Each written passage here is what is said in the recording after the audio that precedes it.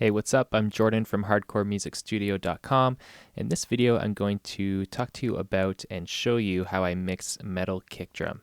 And just to up the ante a little bit, I'm going to do it using a session where 95% of the kick sound is coming from a live kit. So it's not about triggering a pre-made sample. This is actually going to show you how to take a raw live kick sound and how to EQ and compress it to get that modern, tight, punchy kick with tons of attack and lots of bottom end as well. So let's play some of this track here so you can get an idea of how the final mix sounds.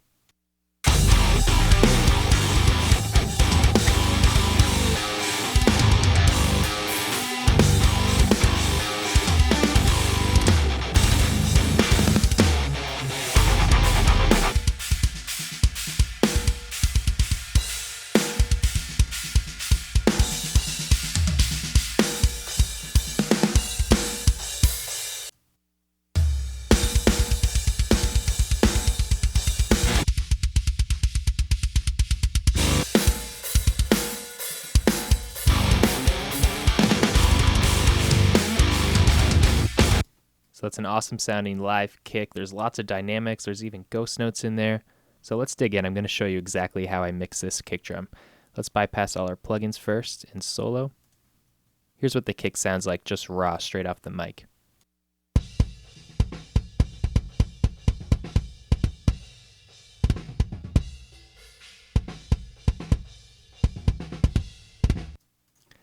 We've got the benefit of a really good drummer here for sure, but you can hear that this is definitely just a raw kick drum mic sound.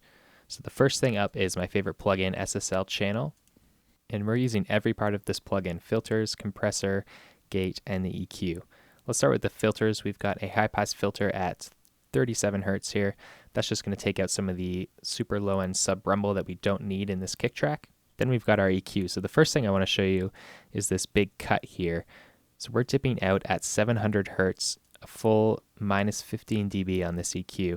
And notice here we've got our bandwidth control set to the narrowest possible option here, which on this plugin is actually still fairly wide. I definitely wouldn't call it a surgical cut, but since I'm doing such a drastic cut here on the EQ, I wanted to use a narrower band. So let's A/B what this EQ does. So let me bring this back to 0, and then I'll switch it back on.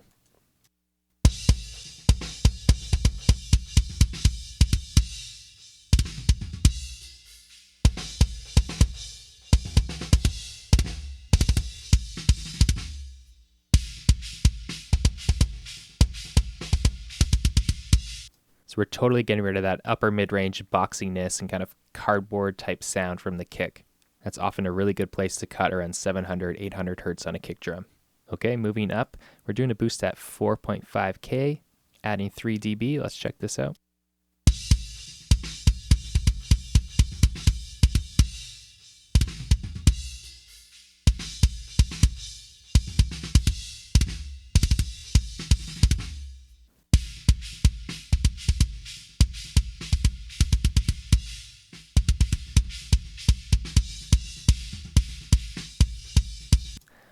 Just adding a little bit of edge to the attack there in the upper mid-range. And now our really big boost is almost 15 dB on 8K. Let's check this out. This is a really important boost here. Bring it down to 0.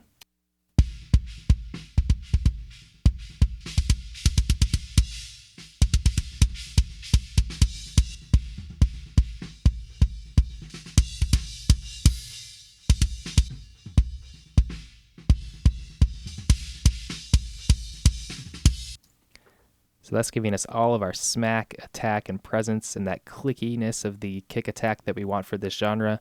It's all coming from this big boost at 8K. And that's a common move I would make on all kick drums. Maybe not this extreme in all cases, but this is a live kick, and that's what I needed for it to cut through the mix. Let me show you in context as well of the whole mix why that much of a boost is necessary.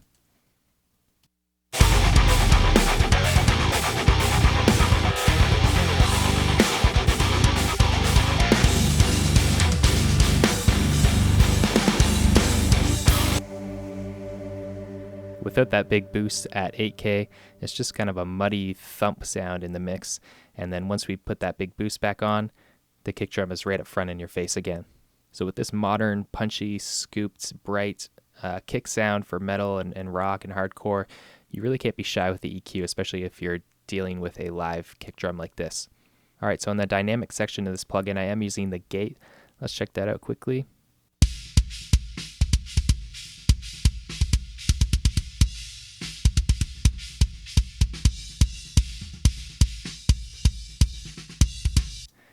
So you can just see how the gate's clamping down when there's a little bit of space between the hits, just getting rid of some of the bleed for us. A fairly slow release here, about 1 second. It's going to make sure it sounds natural and you don't get that pumpy in and out of the cymbal bleed, but we're still going to clean up some of the gap between the hits. And you'll notice I've got this switch to fast attack. That means the gate's going to open as quickly as possible here. Now the compressor, first thing to note is I've got this channel out button engaged. That means that the compressor is following the EQ, so that's going to help smooth out these massive EQ moves that we've made here. Ratio is set to 3:1. We've got a fast release and a slow attack. So the slow attack is going to emphasize the transient, the start of the kick drum.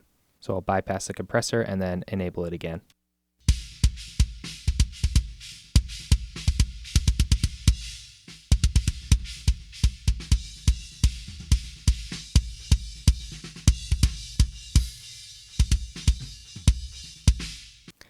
You can hear how once the compressor is engaged, the hit just sounds that much harder. It sounds like the drummer's actually hitting the kick drum harder, and that's because the slow attack compression, especially because we're not being too shy with it, this gain reduction meter here is hitting up to 10 dB on the harder hits.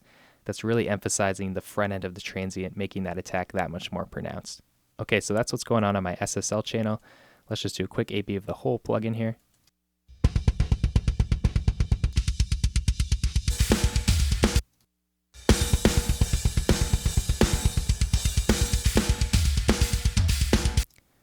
Sounding great already, and really drastic change there. Next up, I'm using the Massey tape head to give me a little bit of subtle tape compression and saturation. It's going to help me just reduce the transient a little bit, add some warmth, and smooth over the top end a bit. And I like using it on bright mode here for kick drum.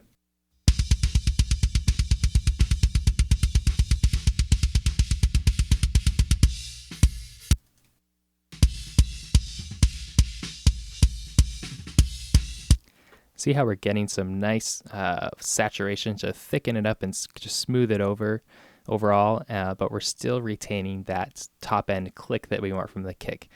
That's why I really like using this plugin on kick drum. Lastly, we're doing even more cutting on this EQ here. I just found there was still too much mud in the lower mids of this kick.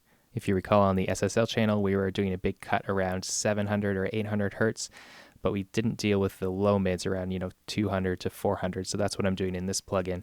Not to mention the tape head actually kind of adds a little bit of woolliness in that lower mid range too. So I'll often have to do a little cut afterwards.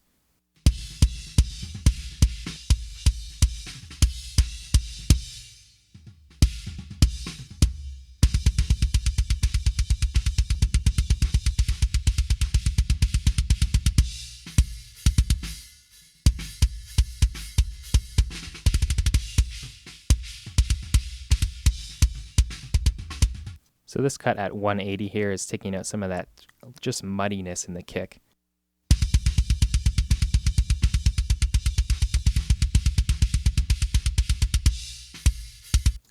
Really cleaning it up nicely.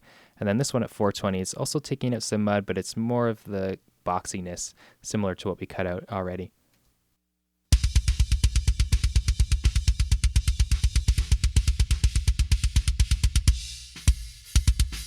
All right, and let's jump back to our SSL channel here. I didn't cover the low end boost yet. We're doing a big boost at 55 hertz. We've got the bell button engaged. Not being shy with this either. 7 dB on the low end here, especially because we've boosted so much top end. We need to balance that on the low end and make sure we have the nice punchy low end of the kick here.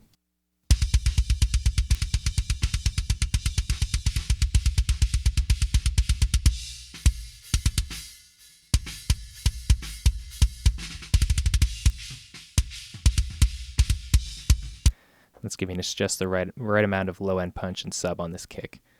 All right, so that's how I processed the live kick in this mix. It came out sounding awesome. You're probably wondering what this kick sample underneath is. I will show you that really quickly. This is just a D4 kick sample, so it's an old 80s drum machine kick sample I got. I'll show you what it sounds like. Really mechanical. All I wanted to do is just add a little bit of extra beef to the lower mids with this sample. So I'm compressing a little bit.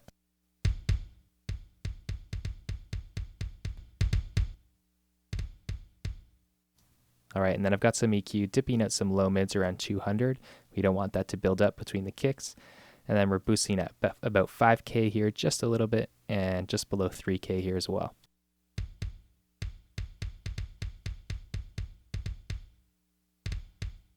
Just making the sample a little brighter.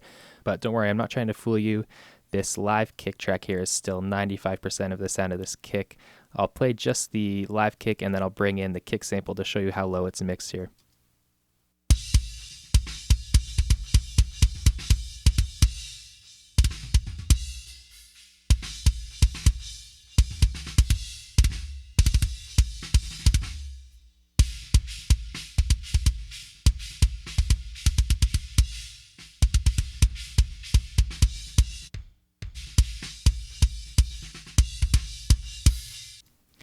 It's just providing it just that little extra tiny push. And I love these cases when I can get a really great sounding live kick that has all the, the dynamics, the ghost notes, the character, and just beef it up a tiny bit with a kick drum sample that complements it.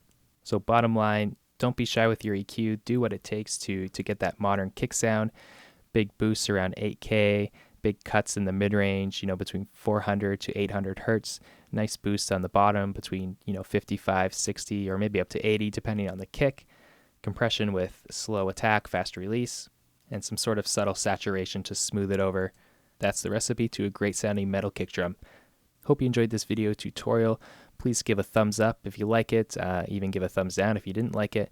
Drop a comment and subscribe to this channel, Hardcore Mixing Studio, for more tips and tutorials on heavy music production.